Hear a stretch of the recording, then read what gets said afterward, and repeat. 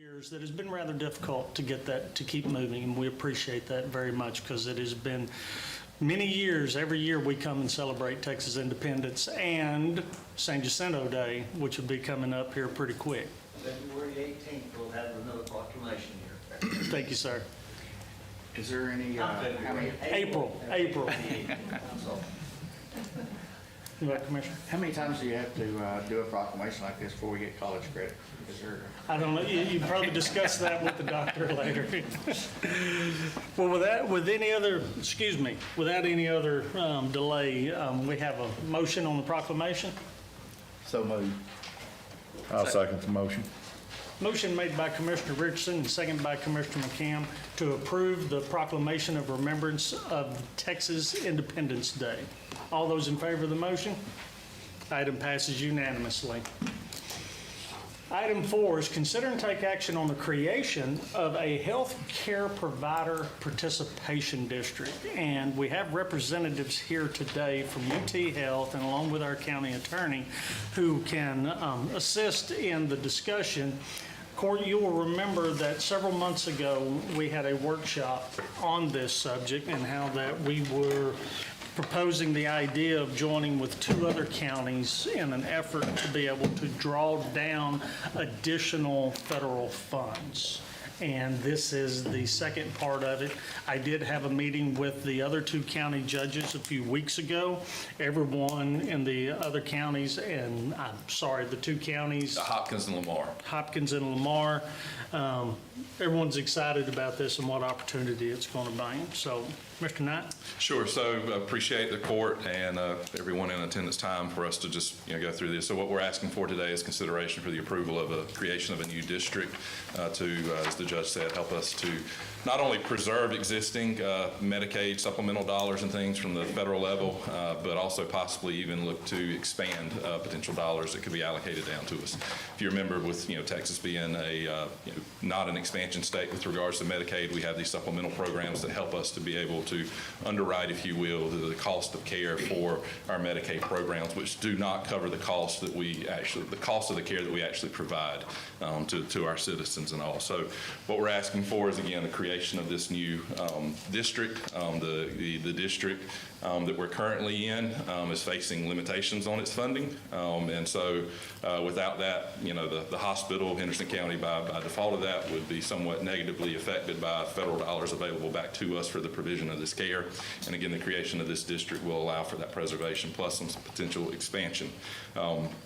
As the judge referenced, both Lamar and Hopkins County are involved with us in this. I think to that point, it's a partnership. So there's 2 other hospital entities, if you will, involved with this. One of those being Christus, as the county well knows. We have the Christus urgent care, ER, coming in across the street from the hospital. And so, it's just one of those things that, the more we are going to be working against each other, we also have to work together on things. And even though this is a separate market from that, it's still that exposure and that experience for us. We're the sole hospitals in each of our counties, and we just ask for the court and the county's consideration for approval of this. You bring up a good point. This is about healthcare as a whole. This is not about one entity over another. Right. This is allocating those federal funds locally to help defer those costs that otherwise we would have to absorb, or some services that just wouldn't be rendered. Is that correct? That's correct, or limitations. I mean, it would cause, some serious considerations of different services that may crop themselves up as issues for us without this funding. And I do think it's important too, I've left this off, is none of the dollars associated with this come from county dollars as far as it's all hospital dollars that the hospitals put in collectively. It's bundled up, it's sent to Austin. Austin then takes that money, packages up, sends it to Washington. They then go through a match process, add some monies to that, and then send that back to us for a disbursement standpoint. So it's not that we're asking for any kind of increase in tax rates or anything to help fund this project. To that, there will be some administrative appointment that the county will have involved in that. In this district, they'll pay for the cost of any excess resources that the county may expend in helping with this district. Because there will be the appointment of basically a district administrator, let me say the correct term, just a director a county director to help us with this. And so each county will have each county will have its own independent director, and then the 3 directors together, the counties will collectively decide on one sort of lead director, if you will, for the program. Court, questions? Do we know who the director, or do we vote someone on to be the director? That was what will take place once we have the creation completed. At this time, we do not have anyone in mind. And then the district spends it out based off methodologies. What I'll say with that too is there's a healthcare attorney firm out of Austin that's been here before too, Gersettler, and we're all independently involved with them in helping us to navigate through this process. And just with the same conversation on the directors and the appointment, whoever that person is tagged with, they will separately be an outside resource for the directors to help from an administrative standpoint and can really help to sort of ease this process along for the county. Any other questions or comments? Is this the first district in this area, or are there several more? No, there are existing districts around. We're actually part of the Smith County district. I believe last year Cherokee County set up their own district. So there's a history of this. I mean, I don't have a count on the number of districts in the state, but this is an existing program. We're just looking to add a new one in order, again, to preserve the dollars that are already there and ensure that we, one, don't take a step backward, but also, 2, look for opportunities to maximize that.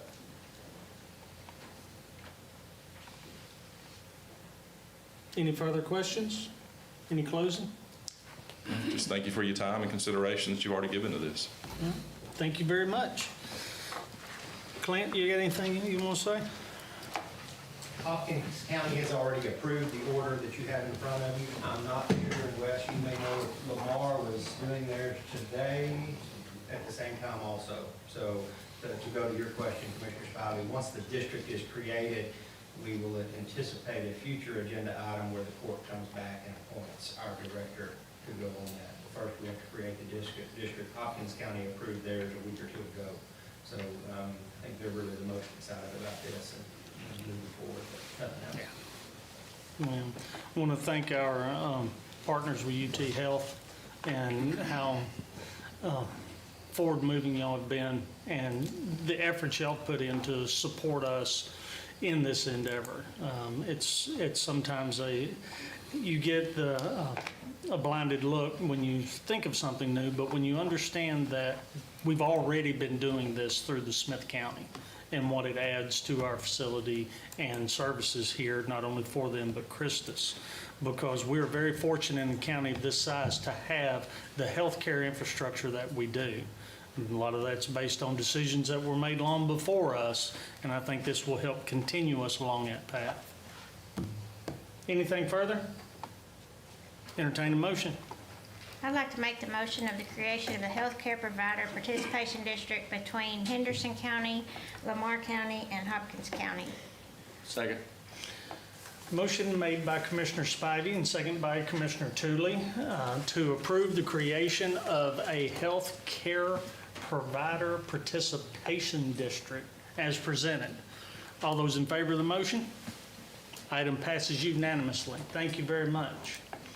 Item 5 is consider and take action on memorandum of understanding between East Texas Emergency Communications Service Incorporated and Henderson County.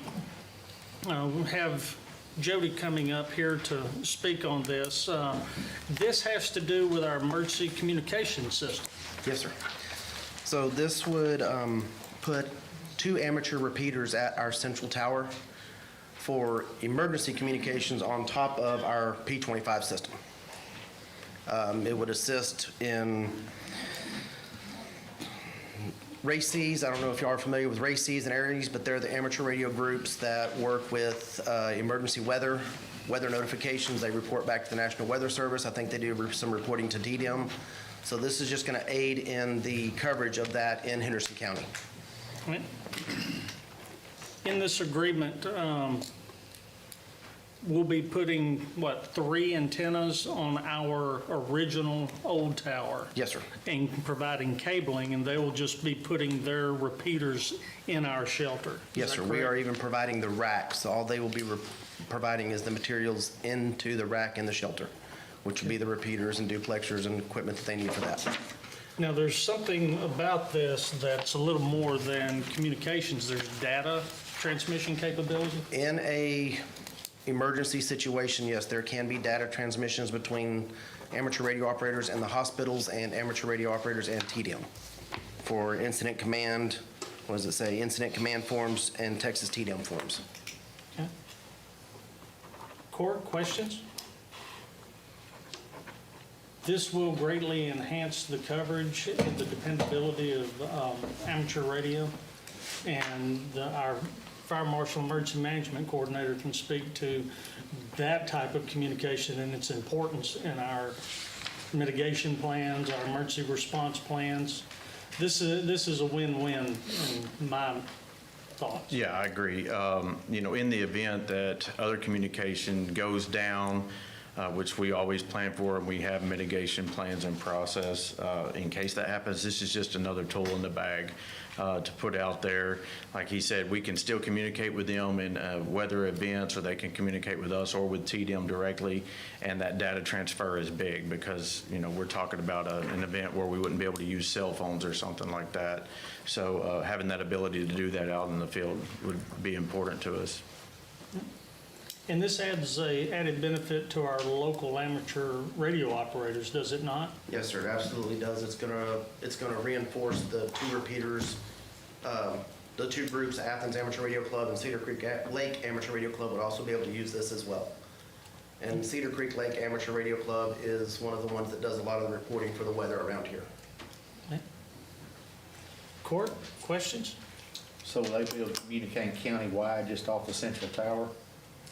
Between, Central Tower is only adding a repeater. They have repeaters On the other tower. here. There's another one in Athens for the Athens Amateur Radio Club. There's one in Enchanted Oaks for the Cedar Creek Lake Amateur Radio Club. There's several repeaters in Tyler that East Texas Emergency Communication Service uses, so this is just going to enhance that system that they've already got in place. Anything further, Court? I think this all falls under the plan that the Communications Committee had all along, is to provide 21st century communications in Henderson County, and I think adding this amateur radio communication part of it is all fitting into our emergency management plan. Yes, sir. Anything further? If not, entertain a motion on the agreement.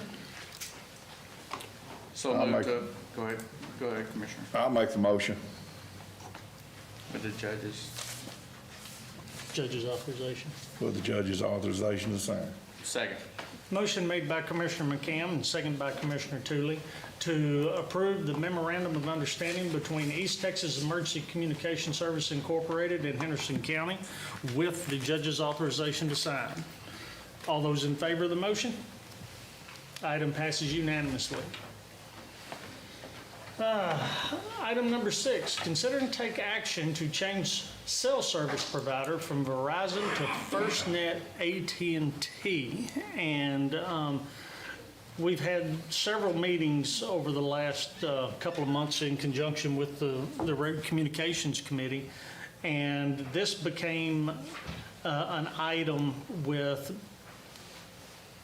emergency response, a more redundant pathway. So, Ms. Lee, as far as the funding, the financing, what are your thoughts? Right, I looked at the cost, and it's really only going to cost us about $2 more per unit. Works out to be about $200 a month. But I think it's going to provide a lot better communications capabilities for law enforcement, and that's really what's driving this. Okay. Several of us did take out some test phones and try them all over the county, and the service was so much better than anything we get on Verizon. Not perfect, but definitely much, much better. Jody, Sheriff, would y'all like to speak to the FirstNet option that we have with this service for our first responders? So FirstNet was started after 9/11 because of communications after 9/11. FirstNet is, I believe, a federal program that AT&T was awarded. So it is on the AT&T towers, but it does not operate under the same frequencies as normal AT&T phones. They have their own separate band that they operate on. And obviously, they have a higher priority because they're only for emergency communication. I mean, they're for everyday communications, but they operate on a higher level than normal AT&T providers or customers. Okay. In the discussions, I remember that was something that really caught our attention was that, say you have a tornado incident that affects those areas, takes out a couple of cell phone towers, or in the event you have a situation where there's a manhunt in an area, which we have many of, where cell communication is difficult, they have a response for those situations, correct? Yes, sir. They have trailers and full vehicles that they can bring out that can set up emergency communications for AT&T FirstNet on premise that I believe are satellite communications, which would allow cell phones to work in the area that we're working in, whether it be a cell phone tower down or a manhunt in an area we don't have coverage. Sheriff, anything?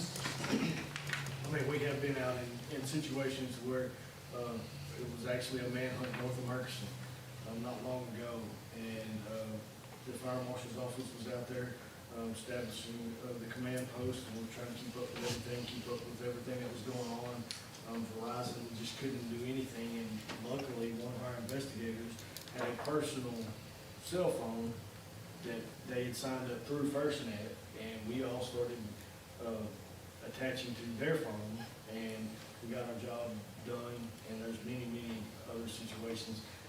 Every day Verizon's getting worse and worse. There are still some locations in Henderson County that this isn't going to be, it's not going to be perfect, but it's going to be better than what we have today.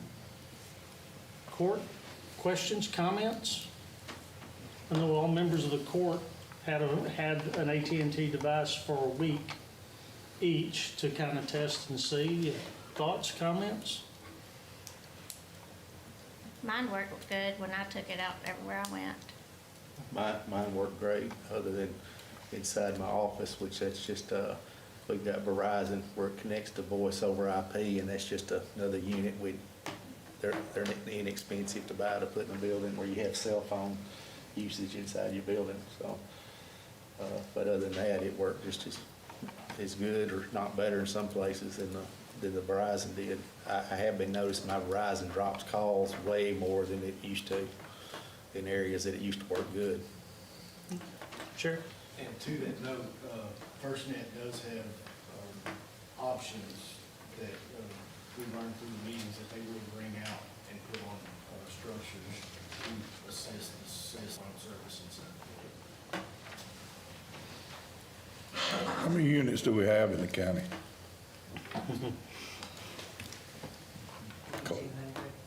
Are we gonna phase those? More like 125, I'd say. Are we gonna phase them in? Are we gonna do them all at one We're gonna time? have to phase them in, because it's gonna be a pretty big project. We'll have to get everything switched over to SMART and such like that.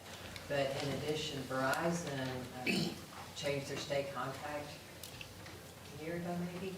And so any new devices are under a 2-year contract. So we'll have to, I'll present the sheriff with a list of devices and let him select, who's gonna be the priorities and get those switched over first. We'll probably do them in groups of 10, but it's gonna take a little while to get this done. So we're still under contract with a few of the Verizon phones. Yes.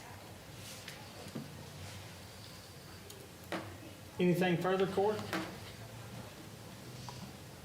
If not, then entertain a motion.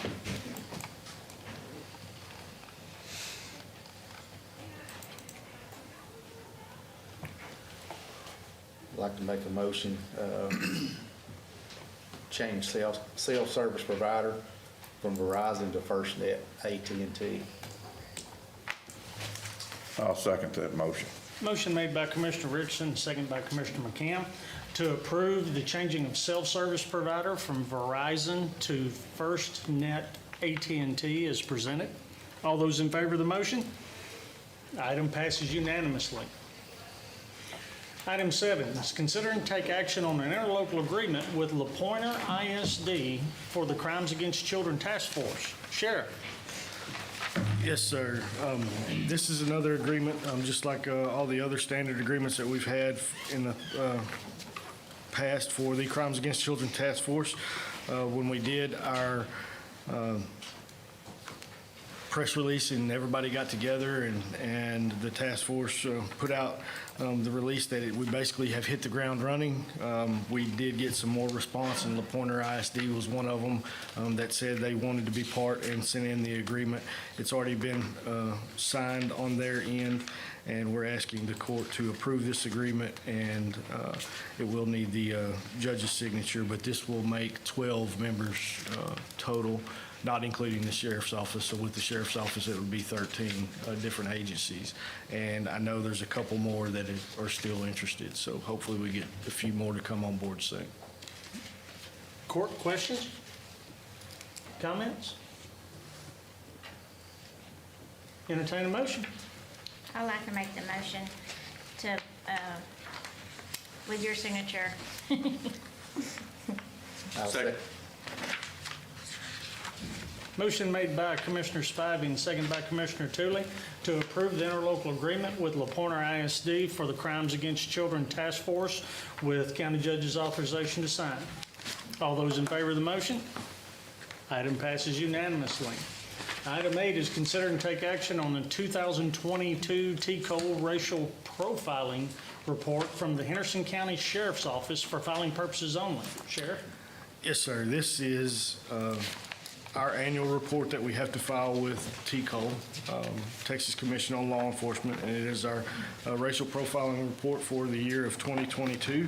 Unfortunately, we can't file an exemption like most other law enforcement agencies here with the county, but I did want to point out, I thought it was very interesting that we've got 7 openings for patrol deputy, and our numbers are down.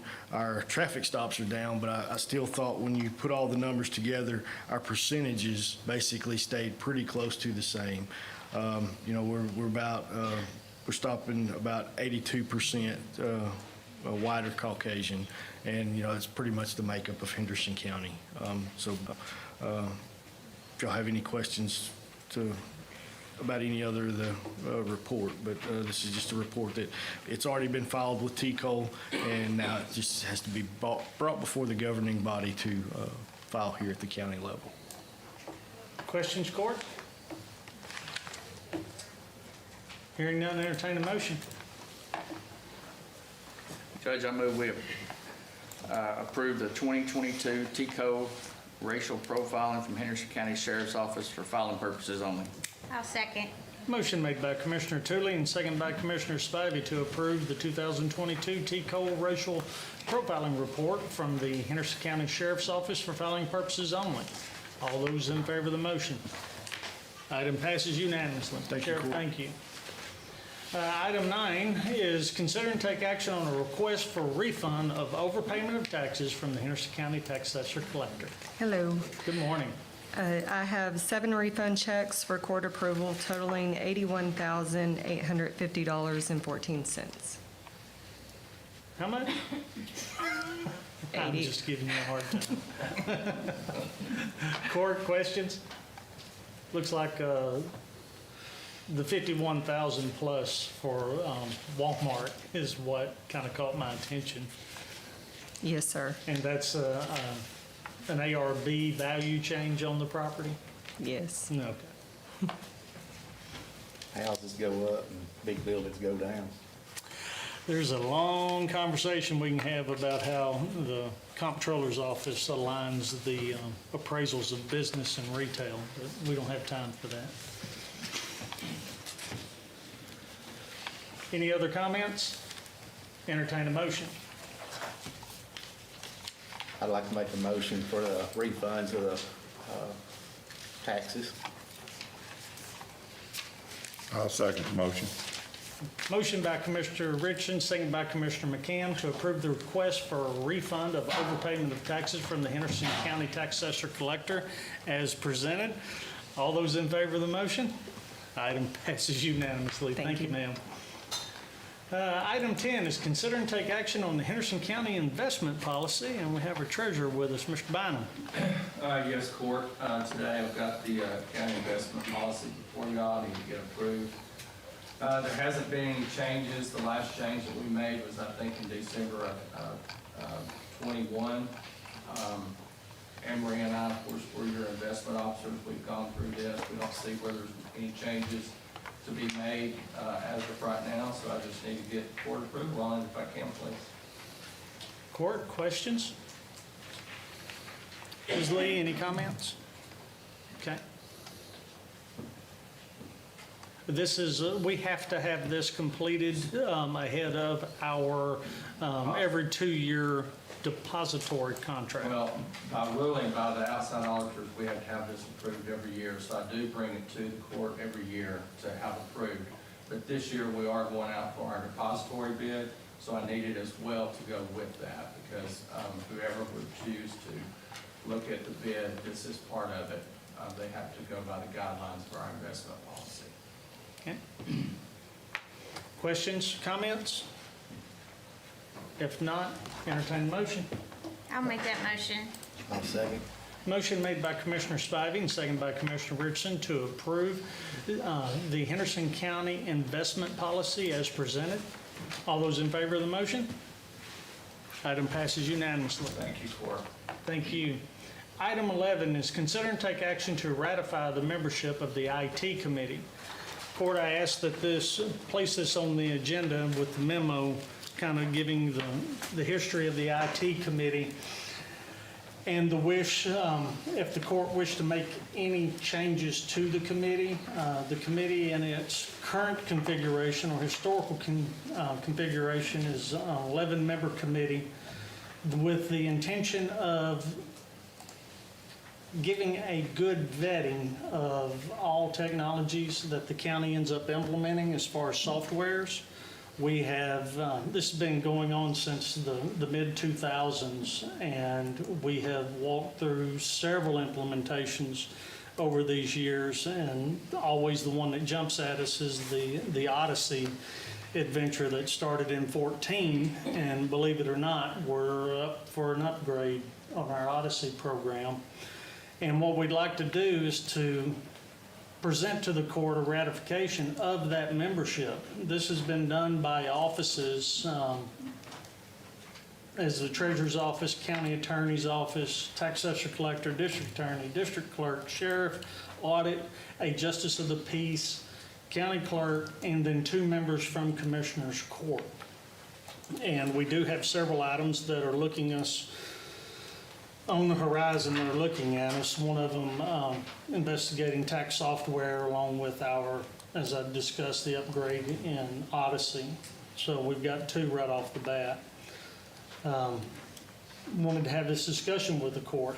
This organization, and we have many of the members here today, that is very important to what we've been able to accomplish. It gives that opportunity of questions to being asked that another one might not see. So, comments, court? What are your thoughts? I'll be happy to answer any questions. We have, like I said, multiple members here in the audience.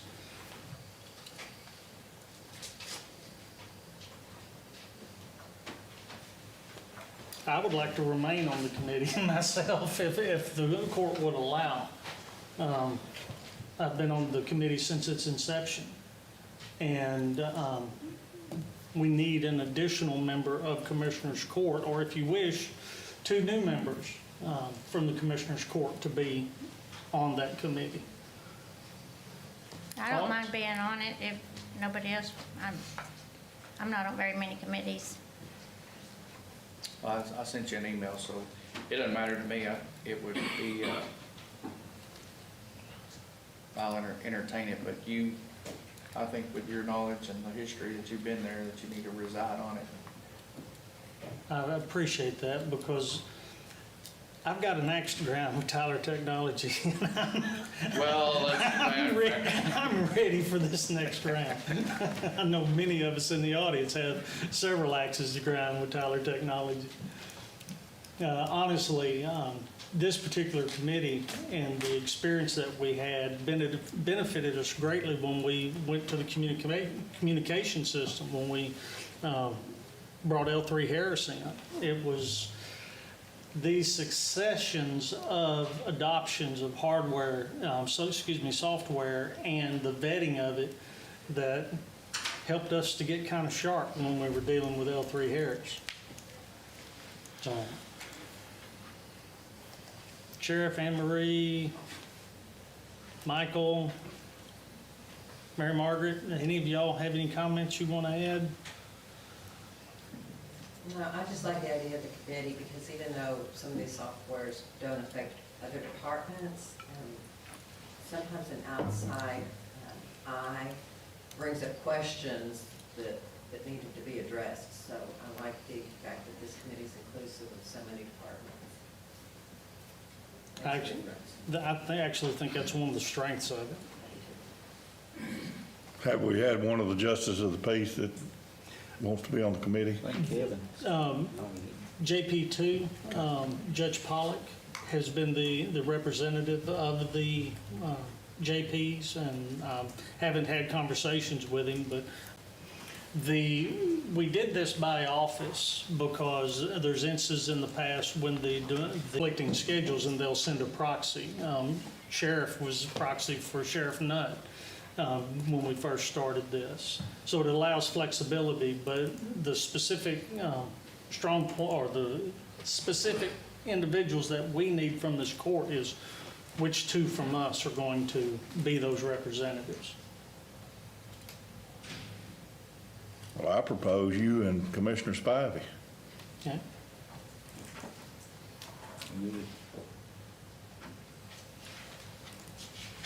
Do we need to make that in a motion? I would ask that we ratify the list and add county judge and Commissioner Precinct 1. I move that we ratify the list of the IT committee and that we appoint the county judge and Commissioner Spivey to the committee. Have a second? I'll second the motion. Motion made by Commissioner McCam, second by Commissioner Richardson to ratify the membership of the IT committee with the appointment of the county judge and Commissioner Precinct 1 as representatives of the court. Any further discussion? All those in favor of the motion? Oppose? Abstain? We have 3, 4, and 2 abstentions. Motion passes. Thank you, court. So our normal meetings are the first Wednesday of every month, but we're not going to meet tomorrow, okay? We do keep minutes of these meetings that are approved by Commissioners Court as a way of documenting our discussions and to keeping the court apprised. They were quite lengthy sometimes, bless Mary Margaret's heart. So, all right. Item 12 is consider and take action on invoices presented outside of bid from S&S Trucking in Precinct 2. Commissioner. Yes, Judge. It's really, I brought this to you today because there is some confusion in the way that we did the bids back, I guess, in July of 2022. The trucking bid that was accepted by S&S Trucking was for $165 an hour, and then there was another portion of it is $1,200 a day. And after visiting with S&S Trucking, they had proposed to us that they would go to Dallas and not charge us for the hour and a half it takes to get up there. And so I saw that as $165 to a $200 savings for the hour that they would go up there. And then when we got to the bills that were coming in, they had 8 hours on the, they had 8 hours, 8:30, 9.5 hours, 6.5 hours. So that we got some savings there, but to get 3 loads of material to our office, it took them somewhere between 8 to 9 hours. And so talking with Jennifer, they were saying that if he works 7.5 hours a day, that constitutes a day, which if you take the $1,200 a day divided by 165 comes out to about 7.5 hours. And so that would mean we would only get 2 loads of material a day, and they would be working longer than for an hour and a half for us. So I just need some direction to how to pay these. I think Clint is prepared to speak on this and see where we are obligated at the bid. There was no destination included in our bid to I-35 and Walnut Hill or I-35 and Goodnight Lane. So I just need some direction on how to either move forward to pay these invoices. Ms. Lee? I think the confusion is because they did bid twice on the same item, and what the interpretation is on that. I still personally believe that once you reach that $1,200, that's where it should max out. But like I told Commissioner Tooley, we'll pay the bill out of the court sees fit. I think it's, with this confusion, it wouldn't be a decision for my office to make independently. Or, I guess to gain perspective and clarity, these 3 invoices, are they the majority of the invoices they submitted, or these outliers? Like, These are the only bill. They started hauling for us on, I believe, 1/10 or January the 10th of this year. And we got 4 consecutive days, and then I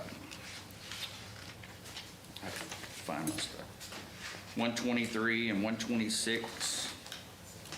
what I'm trying to determine is $65 an hour and never the $1,200 per day. Is that correct?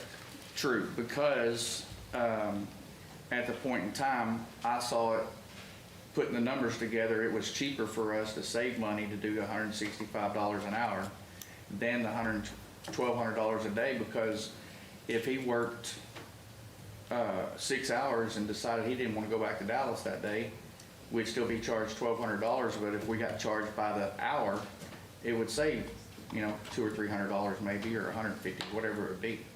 So we chose to be billed by the hour because it was inside the bid that they could charge by the hour. So that's the legality that I'm trying to. All right. Mr. County Attorney? You knew we were coming. I think there was clearly some confusion on both people's parts as to exactly what was being bid and what was being quoted. I've looked at all the paperwork. I completely follow what our auditor says, and Anne Marie, when you look at it, it would appear to me that if they're doing a full day's worth of work, the full day fee would apply. From a legal standpoint, though, where that leaves us is we've got 2 different pages. We were on one page, and we've got a contractor on the other page. I think purely legally, I think we could not pay these bills, and we would be fine. I think from the standpoint of, and everything I've said here, I've talked to both the audit office and the commissioner about it. We all know how frustrating and difficult the competitive bidding process is in Texas. I mean, there's a reason there's jokes about our government spends more for products that we have to buy is because we have to follow these competitive bidding systems. And I mean, how many times have we all been in court and, we do all this work, Jennifer and the audit office do all these work preparing these bids, and we send them out. I mean, we just had this discussion of tires a month ago. Can't get people to bid on it. And so, and I can't tell how many times on these hauling bids, we'll have 1 or 2 people, and that's it to choose from. And, on your gravel and rock people, we don't have enough bidders that come out. So I say all that to say this. Is it really worth burning a trucking company over this amount of money? Because if we don't pay them, and again, I think he had a legitimate misunderstanding of what he thought it was. I don't think this is a deal where the trucking company S&S is trying to get over on us. I just think there was an honest misunderstanding. And so my opinion is, regardless of what you can do, the legal side is just one side of it. Legally, I think if you want to tell this trucking company, we're not paying you, this is how we see your bid, I think you're well within your legal right to do that. I just don't know that that's the best practical sense, knowing that, first of all, we use this trucking company for other things, and then secondly, there may be a time in the future that we need a local trucking company to come back to the table. And if it's an honest mistake that was made, pay the money and let's go on down the road. Thoughts, Court? Questions? And I think- Well, I can agree with Commissioner Tooley and the county attorney that we could not pay the bills, but I think it's a legitimate case of confusion because I'm a little bit confused myself. I don't know why they even bid the per day work rate and not just the per hour rate. And I think, that's exactly, they could And I have just mean, not checked one so box that's and what there I'm never saying. would have been an issue, but they checked both boxes and put a daily rate in there, which is where the confusion came in. And to go along with the county attorney also, just like he said, right now, we send out bids, we get maybe 2 trucking companies that even send bids in for us. And hopefully they'll continue to put bids in for us. But as everybody knows, anything to do with transportation is harder and harder to get done right now. Well, and as I've said it with the tire bid, COVID the last 3 years, I know everybody hates to hear this, COVID's just exacerbated the bidding process. I mean, let's face it, private businesses have so much problems just finding help. They've got more business in the private sector to do than they can keep up with. The last thing they care about doing is sitting down with a big packet that's going to take somebody in their organization 4 hours to sit there and complete so they can submit it, hoping that in another month they'll get a chance to pick up some more business when they probably got all that they can do. We was told at conference this week that it's on the table to raise to 100,000 from 50. Okay. Yeah. So if you wanted an overall recommendation for me, I would say pay it. Yeah, I mean, just adding it up in my head, around $450, is it worth burning a company for that? Over some confusion on both parts, maybe? Then what direction do we give them in the future? Because there will be more opportunities we use them. So, Are we accepting the 165, not just here, but later on? That's, No, I think the later on, the way we would remedy this later on is, and again, this is not saying that anybody in the audit office, you wouldn't have caught it on the front end. Right. But this is something that I think now that we know that, if we're expecting them to check one box and not both boxes, and they check both boxes, and the boxes that I'm talking about are the hourly rate and the daily rate, I think we're now prepared for that, to watch for that, and if we were to see that come in, even if we use this exact same bid sheet, if we see that come in, somebody needs to clarify on the front end, okay, what is your bid here? Are you saying by checking it? Because again, I fully understand what Anne Marie said. If I look at it, it looks to me that I'm going to charge you, if it's not a full day's worth of work, I'm going to charge you an hourly rate of 165 hours, Right. but I'm capping my full day, and you get I forget the dollar amount on that, $1,200. If I work a full day, it's going to be $1,200. And so I think the way you remedy that in the future is we just make sure we're clear on the front end of a bid that if we see that come through and we're expecting them to check one or the other, that we actually see them come in. The other thing's confusing is what if they check the hour? Because here we're doing it after the work and the service has already been performed. and part of it is there are multiple applications of which a trucking company can be used. And in many times, an hourly rate is a pertinent billing style. But in this instance, running all day back and forth to Dallas, the other day rate would seem more. It appears to me that on the front end, we need to, when we were engaging with them, and Ann, if you think this is wrong, we need to determine when we call them. And I agree with that. So if we know, if Commissioner Tooley knows, since you're the one that makes these runs to Dallas on there, I mean, if you know that every time you use them, you're always going to use a minimum block of, 8 hours or 6 hours, then I think it would be completely fine and acceptable to do a daily rate quote. But I don't know enough about the hauling business myself to know if you use them for 2 hours, we don't want to get a bill for $1,200 because they quoted a daily rate, and you used us for 2 hours that day, we made one run, and, you know. so Day we're rates charging and you hourly $1,200. rates have been used Yep. for years. Our hauling, as the Commissioner brought up, our hauling bids have been intermittent because of getting individuals to bid on them, but we have done both in the past of hourly. And if that's the case, the more we could standardize everything that we do into one to where it's not different for hauling, you know, your materials from Dallas versus the way we do it. Because I understand S&S still does some hauling of other rock and gravel and stuff like that. I mean, to me, it would be easier. The more of that's uniform and standard, then there is no confusion. And if we're bidding the others all at an hourly rate, maybe there's your answer. Just take out the daily rate and say, we're going to pay you this much an hour. Well, the other thing is as you see on the screen, you don't have that one down, is there's about 6 or 8 different ways that they could bid. And they said that they could have done a per ton weight, but they didn't know where that place was going to, or they didn't know where they were going to go to. Where the destination point was. Yes. And as in, I think in the pea gravel, I don't know those plants, but the cottonwood plant and what's the other one called? Anyway, another plant that they do pea gravel from, they had a destination. And so they were able to tell you what the mileage was and that kind of stuff. So, and I know that we've only had a trucking bid for maybe a year or 2 years. So it's, And we've had them in the past. It's just this particular type of service Right. for the recycled asphalt for the pug mill is the one that is new. gotcha. Yeah.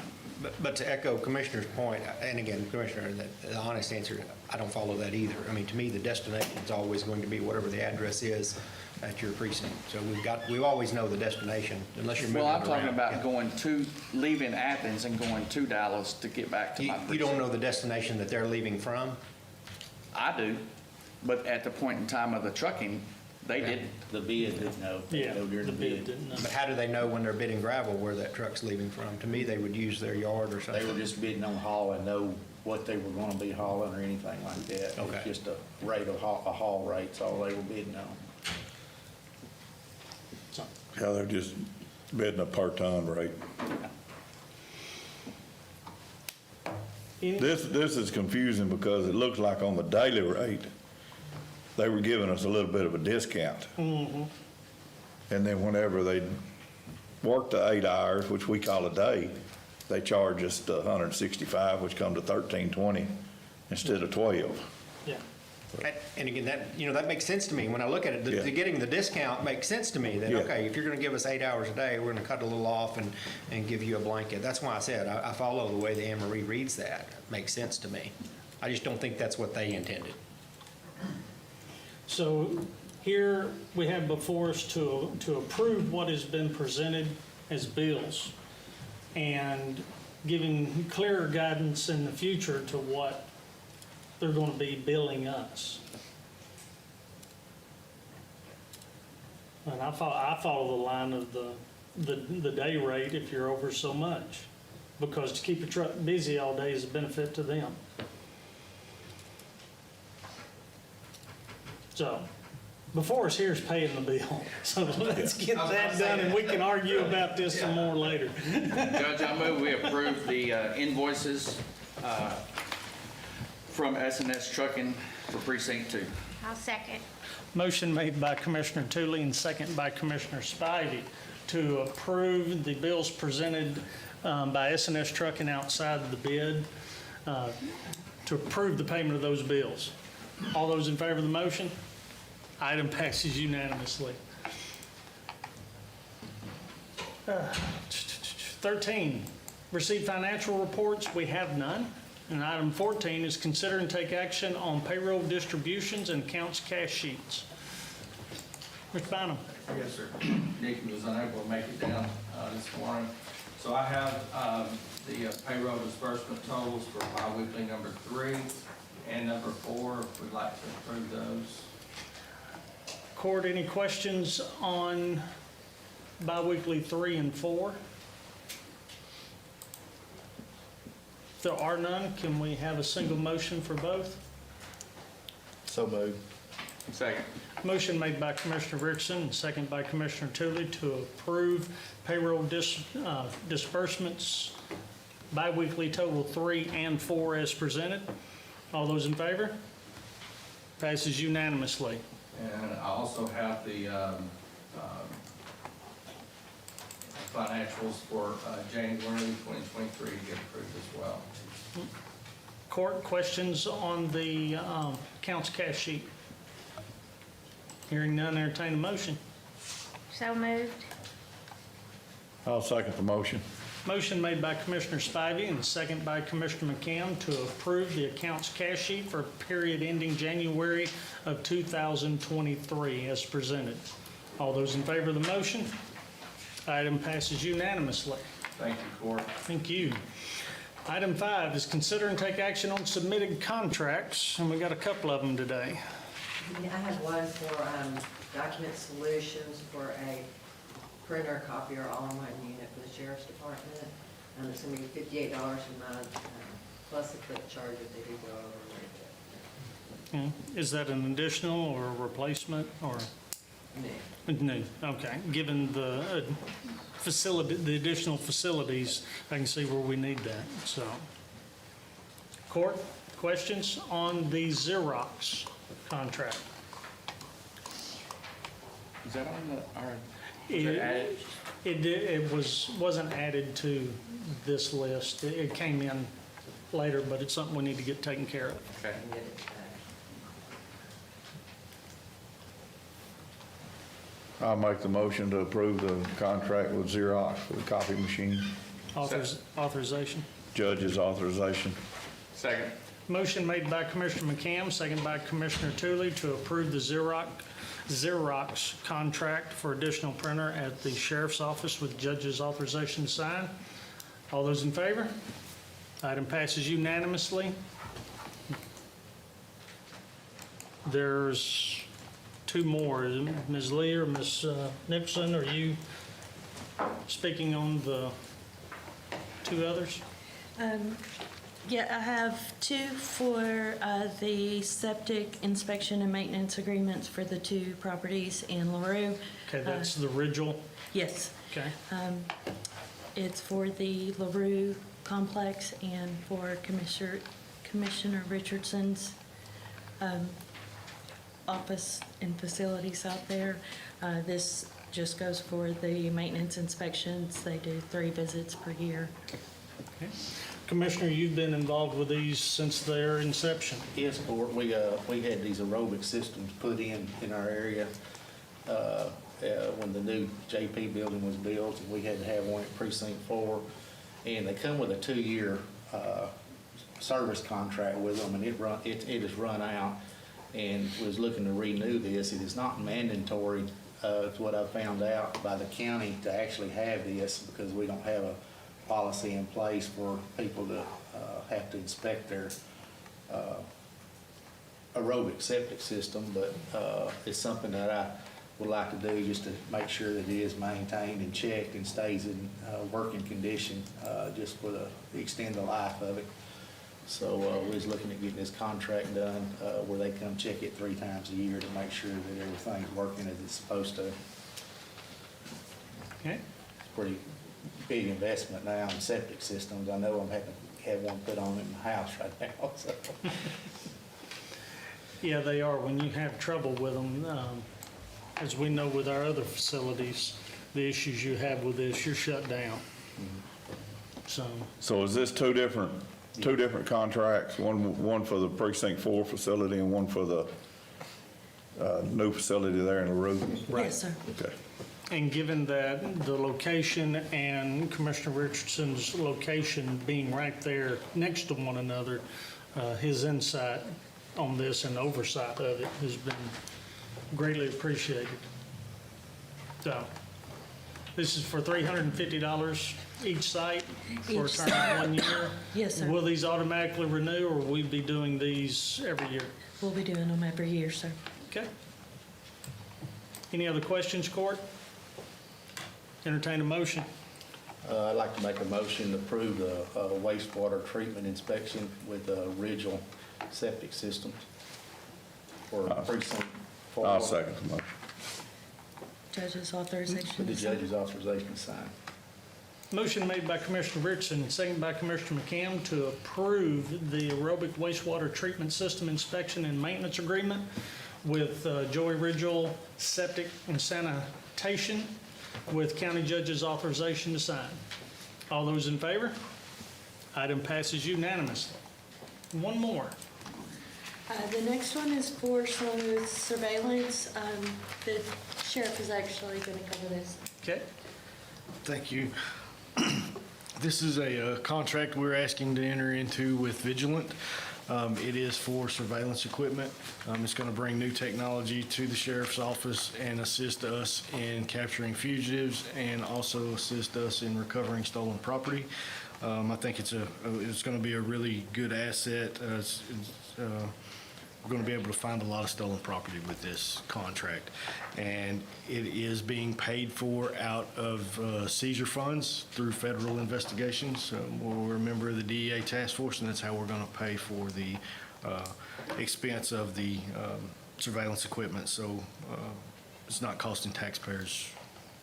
It's not on our budget. Okay. Court, questions? Hearing none, entertain a motion. So moved to approve with the sheriff's authorization to sign. Second. Motion made by Commissioner Tooley and second by Commissioner Spivey to approve the agreement with Motorola Solutions Incorporated for the surveillance equipment with the sheriff's authorization to sign. All those in favor of the motion? Item passes unanimously. Thank you, Sheriff. Item 16, consider and take action on request for right-of-way permits. We have one out of this room. Commissioner McCann? This is a right-of-way permit for Asplin brush control. They're going in clearing the Encore lines. This one was for County Road 3520. And they're having to put a culvert in where they can access their right-of-way. 12 by 40 culvert on County Road 3520. Questions for the commissioner? Entertain a motion. I move that we approve the proposed utility line activity for Asplin brush control to put a 12 by 40 culvert in. It's a temporary culvert on County Road 3520 I'll second his motion. Your authorization. with my authorization to sign. Motion made by Commissioner McCam, second by Commissioner Richardson to approve the right-of-way permit with Ashland easy to say, brush control for a temporary culvert on County Road 3520 with Commissioner's authorization to sign. All those in favor of the motion? Item passes unanimously. Item 17 is consider and take action on submitted budget amendments. Ms. Lee? Yep, I've got a little bit more cleanup for 2022. Okay. Court, questions?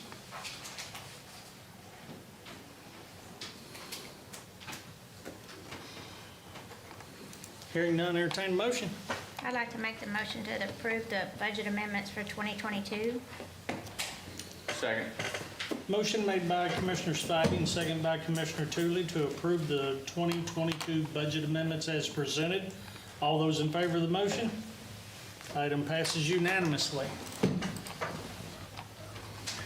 And item 18 is consider and take action on payment of bills. Ms. Carpenter. Yes, sir, we have two sets today. Our first one is fiscal year 2022, in the amount of $9,848.14. Court, questions on the 22 bills?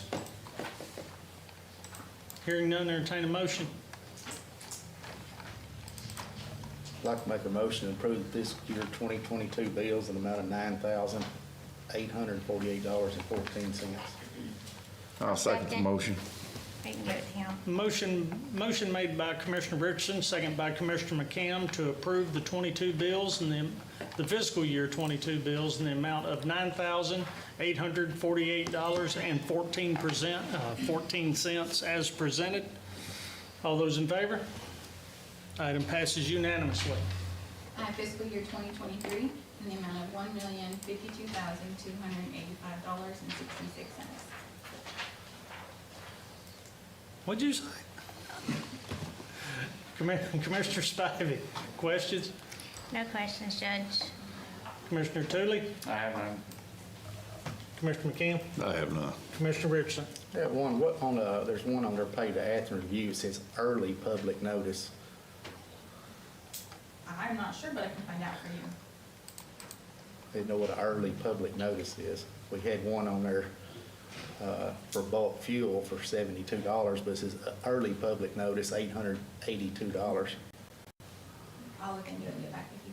Okay.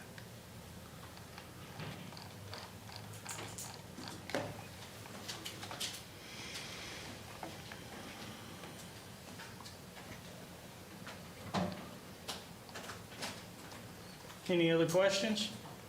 We'll say that our annual maintenance for our radio project is in here, which is adding to the increase in costs for such a large bill amount, the $270,000 that goes toward that maintenance, which we were budgeted for and ready. Any further comments?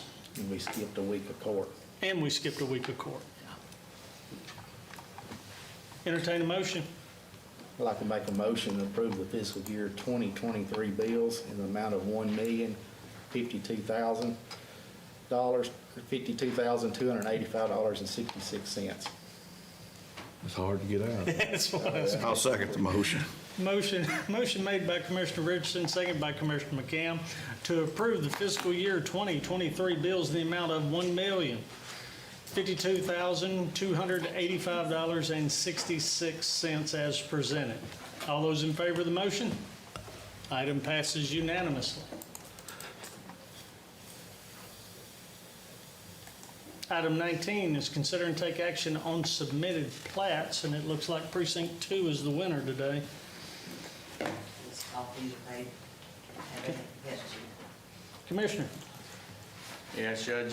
These are the combining two lots in the Pinnacle Club. The first one is combining lot 608 and 609 into one lot, creating lot 608-R.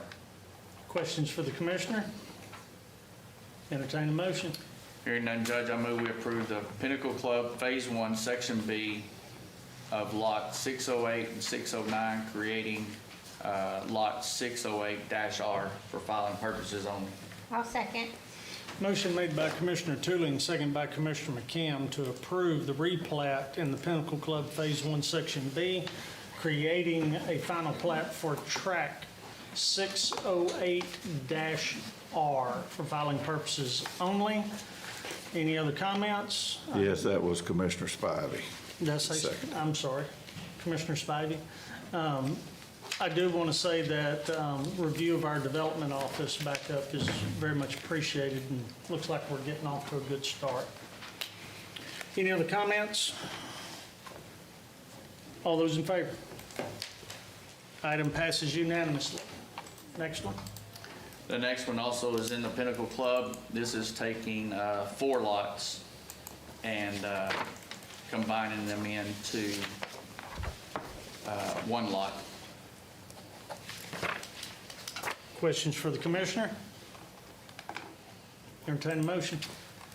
Judge, I move we approve the Pinnacle Club Phase 2, Section 2-F, lots 26, 27, 28, and 29, creating tract 26-R for filing purposes only. I'll second. Motion made by Commissioner Tootley, second by Commissioner Spivey, to approve the replat in the Pinnacle Club Phase 2, Section 2F, creating the final plat for tract 26-R for filing purposes only. All those in favor of the motion? Item passes unanimously. Item 20 is open and consider bids. We have no bids. And item 21, consider and take action to adjourn. So moved. Second. Motion made by Commissioner Tooley, second by Commissioner McCam to adjourn at 10:23. All those in favor? Item passes unanimously. Thank you very much.